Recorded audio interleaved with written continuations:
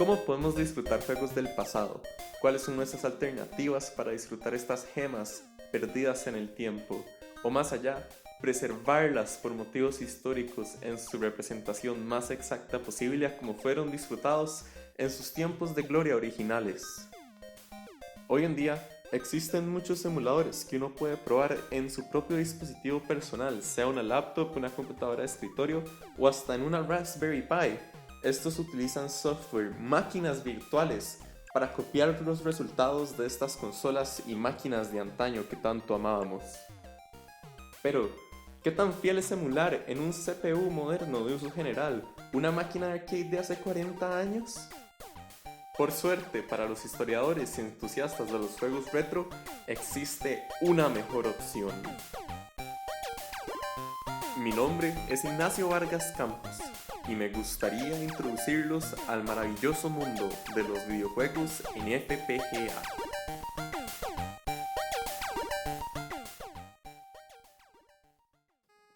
Primero, aclaremos el concepto de FPGA. ¿Qué significa? Bueno, las siglas en inglés significan Field Programmable Gate Array, pero eso no nos dice mucho. Entonces, lo que una FPGA realmente es un tipo de chip, un tipo de circuito que es modificado a través de lenguajes descriptores de hardware. Como su nombre implica, estos lenguajes no describen software, no describen funciones que pueden ser corridas sobre un sistema operativo o sobre un CPU de uso general, sino que describen las conexiones internas de un circuito en hardware muy físico y real. Pero bueno, ¿qué implicación tiene esto para emular videojuegos retro si ya podemos hacerlo perfectamente en nuestras máquinas de uso general utilizando programas escritos en código que describe software más sencillamente? Bueno, para esto debemos considerar qué es lo que realmente ocurre cuando uno emula un sistema antiguo, una máquina de arcade, una consola vieja en software. Lo que realmente está sucediendo es que se copian los resultados obtenidos de esas máquinas, adaptados al funcionamiento de la máquina de uno, de forma que para nosotros los humanos sea imposible notar la diferencia.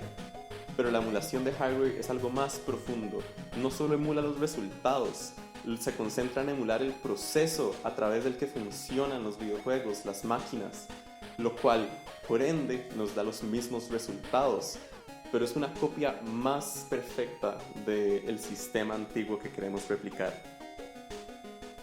Ahora, puede que a algunos les parezca que estas diferencias son un poco irrelevantes, un poco muy filosóficas, abstractas, que no traen valor concreto, pero por dicha de esas personas les traigo buenas noticias. Pues les mentí cuando dije que la emulación de software era perfecta. Trae muchos defectos. La mayoría son muy difíciles de notar, pero en algunas situaciones realmente afectan. Por ejemplo, todo el overhead causado por el sistema operativo y la máquina virtual pueden agregar input lag, que se puede notar en los juegos que requieren los tiempos de reacción más pequeños y precisos. Además, la representación no es tan fiel, pero con la FPGA y la emulación de hardware nos deshacemos del lag. Podemos correr procesos en paralelos en el chip de FPGA como era originalmente. En cambio, en una simulación de software, todo tiene que ser serial por la naturaleza del CPU. Además, es una representación más fiel en todos los aspectos, porque como el proceso está siendo replicado, no importa qué intentemos, vamos a obtener el mismo resultado siempre. Además, obtenemos un sistema más replicable, más predecible, lo cual es invaluable para historiadores futuros. Esto ya que el hardware siempre tendrá el mismo comportamiento, pero el software no se sabe en qué hardware se va a correr cuando se crea, no se sabe en qué sistema operativo, hay muchos factores que pueden crear una diferencia. Y para los entusiastas más dedicados, ahí no se terminan las ventajas, porque se puede obtener audio más fiel, ya que se puede replicar los circuitos de filtro que se usaban en las máquinas originales. Se pueden obtener colores más fieles, output de video original analógico. Incluso se pueden replicar los bugs del hardware original, como volverse más lento cuando aparecía un enemigo muy complejo o artefactos que aparecían en la máquina. Ahora, me imagino que todo esto les está sonando maravilloso, pero se pueden preguntar, ¿cómo tienen el diseño original del hardware? Bueno, hay dos formas principales. La primera es con mucha rigurosidad y paciencia estudiar todas las entradas y salidas de alguno de estos dispositivos que se tengan guardados, pero esto puede ser muy difícil. Hay otro método más confiable, pero aún más costoso y difícil de llevar a cabo. Se llama uncapping. Es el proceso de agarrar un circuito y literalmente abrirlo y ponerlo debajo de un microscopio e inspeccionar todas las conexiones hasta obtener el diseño original exacto replicado del circuito. Bueno, ahora que entendemos qué es emulación de hardware y sus ventajas, podríamos de una vez hablar de cuáles son las mejores consolas de FPGA para emulación de hardware retro. Pero estaríamos saltándonos mucha historia valiosa, e igual que todo, hay que comenzar por el principio. Entonces, para hablar de por qué empezó la emulación de videojuegos con FPGAs, debemos hablar de señales de video, específicamente de las señales de video que tenían las consolas de antaño. Estas utilizaban una señal analógica llamada señal compuesta. Esta señal era bastante mala calidad, no replicaba bien los colores, tenía muchos artefactos, pero por suerte eventualmente llegó la señal RGB, que era de mucha más alta calidad y fue implementada por primera vez en los arcades. Eventualmente, los televisores y monitores del hogar se adaptaron, empezaron a usar señales RGB que eran de mucha más alta calidad y se hicieron televisores digitales que utilizaban el formato HDMI. Igual que siempre que avanza la tecnología, esto significaba que un montón de dispositivos que utilizaban la señal vieja ya no iban a ser soportados.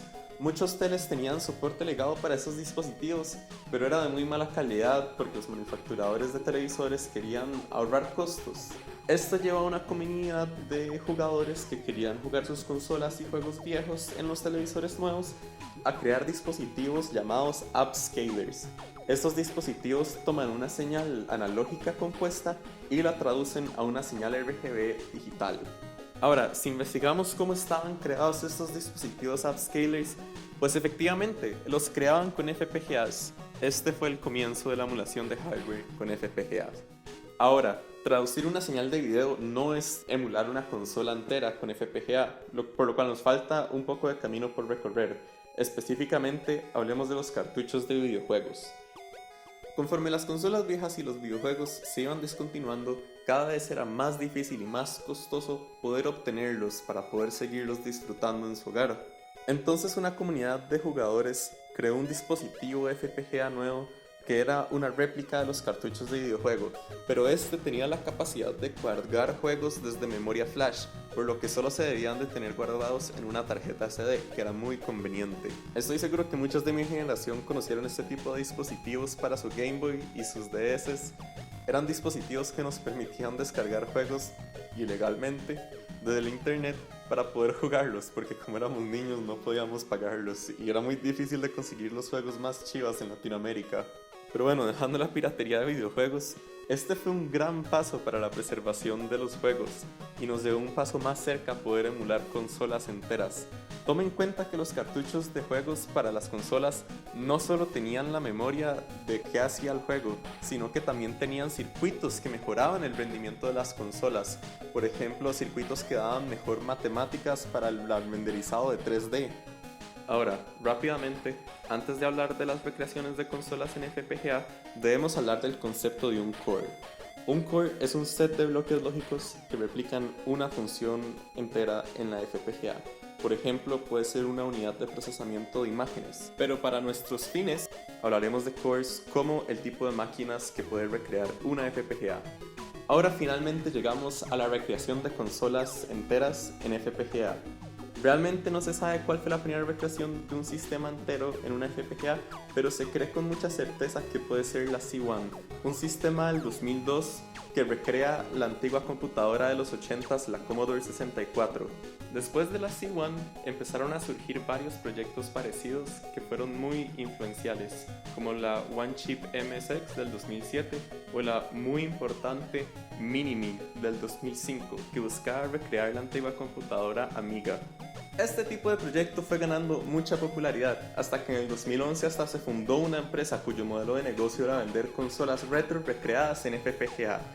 Fueron los creadores de algunas consolas que fueron muy populares y todavía lo son, como la NT Mini, una consola compacta hecha para interactuar con hardware de NES o Famicom, por lo que uno puede solo insertar los cartuchos viejos que tenga guardados, o la Mega SG, que es igual, pero para juegos de Sega. Esta es una tienda boutique que uno puede buscar y comprarse una consola ya hecha en internet hoy.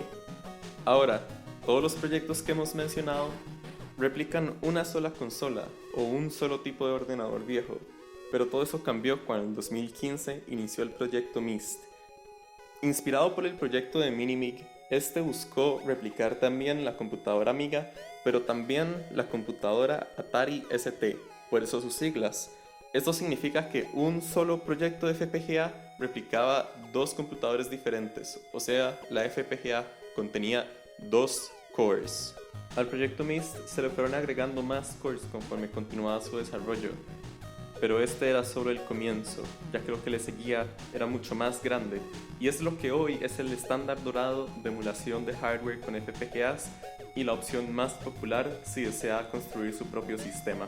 Estoy hablando del sistema Mister, un fork del sistema Myst que inició en el 2017, y es por mucho lo que estoy más emocionado de poder contarles al respecto en este video.